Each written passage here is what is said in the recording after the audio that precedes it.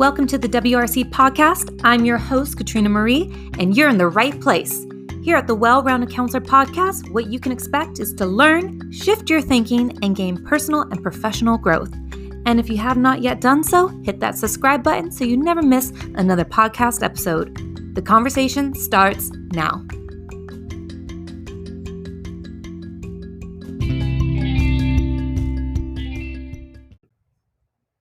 Hello, everybody. Welcome back to another episode of the WRC Podcast. I'm so excited to be here with you today. And for those of you that are new to my community, welcome. I'm so grateful that you found me or you stumbled upon this podcast. You are not going to be disappointed. I'm so grateful if you would be willing to share who you are, connect with me on LinkedIn. Let me know if you're listening, from where you're listening. It always piques my curiosity. It's so incredible to learn who's actually listening to these episodes. It's so cool.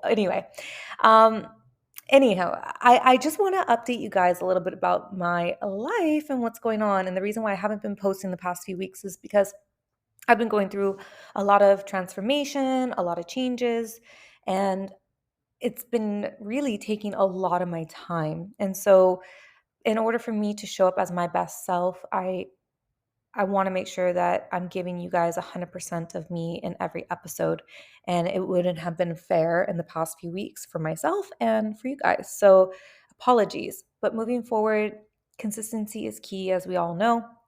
And I'm going to try to not create so much space between episodes. So look forward to more amazing content forthcoming, especially with reduced working hours coming up for me and spring break. So many different things are coming up. So I'm going to have a lot more time to share wonderful topics. I have a lot of guest speakers coming on the podcast. Those episodes are forthcoming.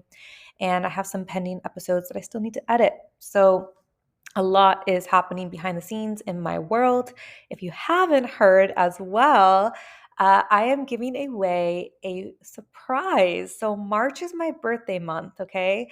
And you have between now, the date is March 4th. If you're listening to this at a different date, you will have the chance in my show notes to click on a link where you can just answer a few simple questions. And these questions are just, little things that I kind of need from you. And they're very easy. Take you like less than 3 minutes to fill out. And basically not the end of the month, what am I saying? Basically on my actual birthday, March 17th, I'm going to be sending you a free gift. Yes, a free gift. So I welcome you to fill out this link. If you have time, it would mean so much to me, and you will receive something in your inbox from moi. So that's just my little gift. I'm just feeling super inspired and generous because like I said, I've been doing so much transformational work, and I am feeling like in a very generous mood. I want to give back. I want people to find value and some motivation and momentum to get their wheels going, to get some movement in whatever it is that you're seeking from me or from this podcast. And if you haven't heard, I do offer coaching. So if this is something that you are also interested in, send me a message. I'll leave my email below. I'll also leave my LinkedIn details. I can send you an application to make sure that we are a good fit for one another. People who do work with me, they love working with me. We're making progress, right? We're always continuously evolving, elevating, and figuring out what's next. So make sure that you connect with me if this is something that you've been thinking about, or you're looking for a mentor, or you haven't even considered a mentor, but you're now hearing about it. So just connect with me. I'll share all my details, and then we can go from there. Another thing that I want to say is that I'm playing around with the idea of being more active on my Instagram. I do have an Instagram at the Well-Rounded Counselor, but I don't use it. So give me some feedback. If this is something you want, I'm going to give you some more behind the scenes, hashtag BTS. If this is something that you personally like or enjoy, send me a message as well, because I'm trying to figure out if this is something that my listeners would be engaging with. Most of my content is going on LinkedIn. So if you're not on LinkedIn, again, I'll leave my details below so you can follow me there. It's always a good time, and people really, really love and resonate with my content. So, without further ado, I want to get into today's topic, which is improving your job search. A lot of people come to me, and I thought I would revisit this topic because, like I said, it's March. This is the time where schools are starting to hire for positions. And so, I want to give you lots of free content and help you as much as I can. Of course, this is general, it's also situational, right? So I don't want you to feel like whatever I say is the end all be all. You have to do some due diligence on your part. So let's just jump into it. This episode might be a little bit longer than normal, so bear with me, but you're going to get lots of juicy, delicious content. All right. So, number one, if you're looking for a particular school or institution, you need to check your educational licensing and qualifications. So, a lot of school counseling positions, particularly in K 12 settings, require certain qualifications. So, I cannot emphasize this enough. You must check this. This should be like the number one priority. A lot of people think, oh, I don't have a degree in counseling, or oh, I don't have a degree in education, I'm disqualified. Not necessarily. Yes, you may have a degree in something else, but, of course, they're always going to look for people with these degrees and experience, right? Which leads me to number two, relevant experiences and skills. So, you will need to tailor your resume and cover letter to highlight the experiences that are pertinent to a school counseling role, right? So, you want to showcase your understanding of different counseling strategies, methodologies, your experience working with diverse student populations, any specialized skills, or any specific examples of success, meaning, you can quantify how many kids you've sent to university, or what percentage of improvement did the students face when you did the small counseling groups. You want to find quantifiable numbers and experiences from maybe past jobs, essentially. Now, if you haven't done those things, this is where I kind of come in and I can teach you these relevant skills that you would need in order to get a job, right? So this is where I kind of help you fill that gap. So if you are looking to transition into counseling, like I'm literally going to like give you everything in my brain and teach you everything I know and then some to help you elevate and transition into a school counseling role or helping agent role or helping individuals, whatever it is that you're looking for. So, um, if you are looking to go independent, that's totally different. I always say you don't need a qualification, you just need the skill, right? So a lot of times schools, they have their bureaucracy and structure and qualifications. Fair enough. That's what society wants us to have. But then there are additional layers beyond that, which is independent consulting, independent counseling. That is something where you do not need a degree in counseling or a million certificates for different counseling accreditation programs. You don't need that. You just need the skills. So, relevant experience and skills. Next is networking and professional connections. So, I always talk about this in different episodes. I talk about this in my post. As you probably know, I'm active on LinkedIn. I go to conferences. So you need to build and leverage your professional network within the education and counseling community, whether that's attending relevant events, connecting with other school counselors in different schools in your community, administrators, other educators. These can provide insights into job opportunities and also could be valuable for passing your resume along. So I recently had a person on LinkedIn reach out to me because they wanted to know more about the job description at my current school, which has an opening. And, because they have been, in communication with me for some time, I wouldn't say just like one or two conversations. I would say over a period of months, I was happy to extend the offer to pass their resume along so long that they fit what we were looking for, right? And so it helps having the professional network, the communication. You need to just build that network. You need to nurture it. It takes time. It's like a baby. It takes time to grow. It's not something that's just going to happen in 1 or 2 days or even in a couple hours. You have to foster these relationships with people in order for them to vouch for you, to vet for you. Next would be number four would be specialized training. So Is there anything that you feel would help you with additional training or certifications in areas that are valued by a school setting, like maybe trauma informed counseling, for example, or behavior intervention or college admissions counseling? I know a lot of counselors that I'm familiar with, they like to either do just social emotional or just college and careers. And in my humble opinion, the Well Rounded Counselor podcast is for people to encompass everything, right? We need to kind of be equipped with so many different skills and additional trainings to make us well-rounded, because we never know what our students are going to be going through, and we never know what we're going to be going through, and we never know what their parents are going to be going through. So we need to just kind of be equipped with so many different things that come our way.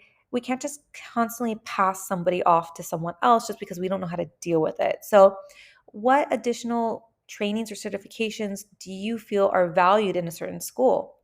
And then maybe seek those additional qualifications out yourself, or say, this is something I'd like to do because I know you value this in your institution. And so this is something I'd like to learn more about and, help this student population with. So there's always a way to word these things, but specialized trainings could be really valuable to add to what you already know. Number 5, technology proficiency. So you need to familiarize yourself with counseling and educational technologies. So there's so many platforms out there, there's so many programs. It can feel a little bit overwhelming, but there are predominant main ones that are used in a lot of schools. And you would need to highlight your experience with some of these relevant tools to demonstrate your ability to quickly adapt to new technologies. For example, we use Unifrog, we use PowerSchool, we used to use Naviance, we used to use ISAMS, and some other scheduling system. I can't even remember, it was so long ago. But the fact that like I have experiences with all of these systems makes you a little bit more marketable for the next employer, because they may use something else, but it's kind of similar. So you have a sense of familiarity with these platforms and these management systems. So it can really help you a lot when you are looking for a job.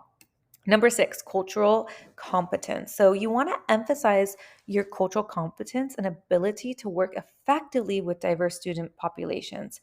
This is so critical because a lot of my counselors that listen to this podcast, they're coming from, international schools from all around the world. And then I have a huge population from my analytics. It tells me that there are people in the US also listening to this. And maybe you've never worked abroad, but you still have a diverse student body, but it's, everybody's from the US. It's going to have its own set of, diverse populations within these schools. So you need to understand that schools are looking for you to show one appreciation for this, and also how you can work with these different uh, demographics, whether it's social, whether it's cultural, religious. Maybe you have a large gifted and talented population. Maybe you have SEN, students with special needs. Maybe you work with different, uh, I don't know, maybe you work with third culture kids. There could be so many different students on your campus, is what I'm trying to say. So it's important for you to work effectively with these different populations, because they're all going to propose different challenges throughout maybe their educational journey. All right. Number 7, collaboration skills. So I want you, when you're in an interview, to highlight your ability to collaborate with teachers, administrators, parents. These are all the different people you're going to be working with in addition to students, right? So think of yourself as like a nucleus of a cell, right? You're in the center, and then the cell has like different strands popping out from it. And each of those strands is the student, the teacher, the administrator, and the parents, and then other constituents, right? Because that could be other things. You need to be able to collaborate with all of these people as a counselor. This is something that is almost like you have to learn how to do. It's a non-negotiable, because we as a counselor, we're not a teacher, we're not an administrator, we're maybe a parent, depending on how old you are. But you get what I'm saying. Like you need to be able to be the Elmer's glue at the school to kind of hold everybody together. So you can need to provide examples of successful collaborations that showcase your commitment to supporting the overall well-being of students and the school community. All right. So how would that look? So for example, my office, we do both academic, social, emotional well-being, and we do the college and career. So we partner with the teachers to put on big events. We also take approval from admin about logistics and planning. We also announce it to the families and ask them to spread the word, to get the students involved and get the buy-in. So really, it takes a lot of moving parts for all of us to be on the same page and to get, the collaboration going. All right, number 8. This is the last one. We're going to talk about researching the school culture. So this, I think, is probably one of the most important things you need to be doing is researching the school culture, because a lot of times you just see a job opening, you're desperate, you apply because it's an opening and you see the salary.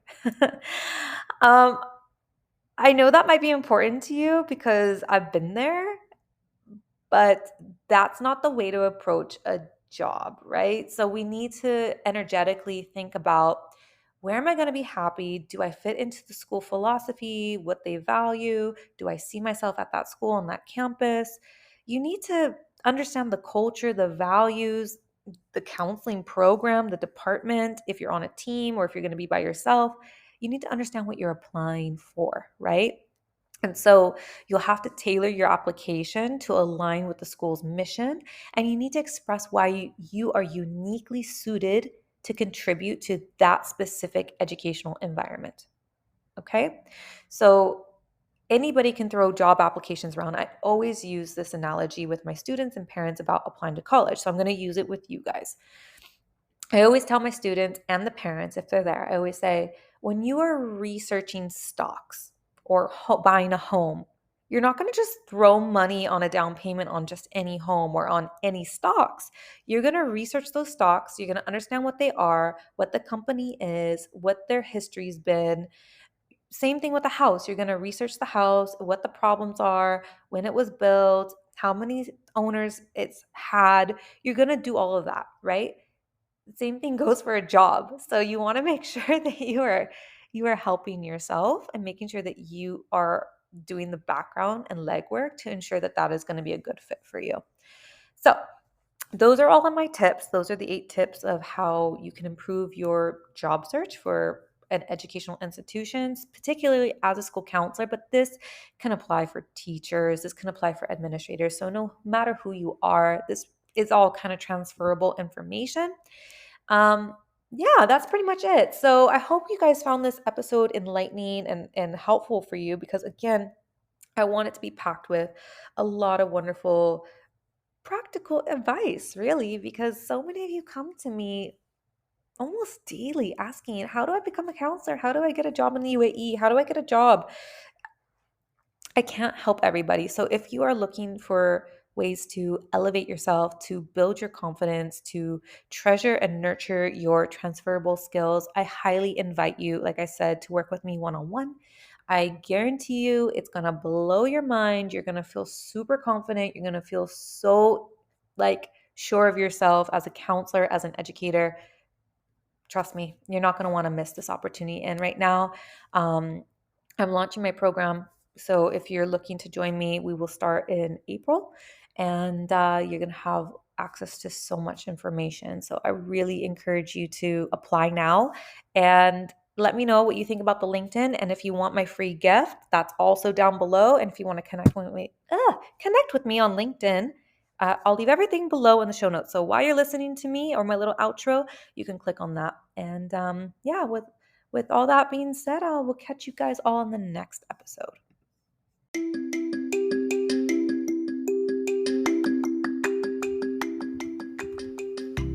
Did you love the episode? I hope you're feeling inspired and no longer feeling alone out there, and you're ready to evolve and become a better person.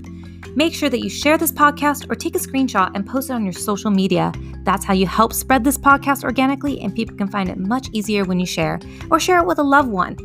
I'm your host, Katrina Marie, and make it your mission to be a blessing in someone else's life today.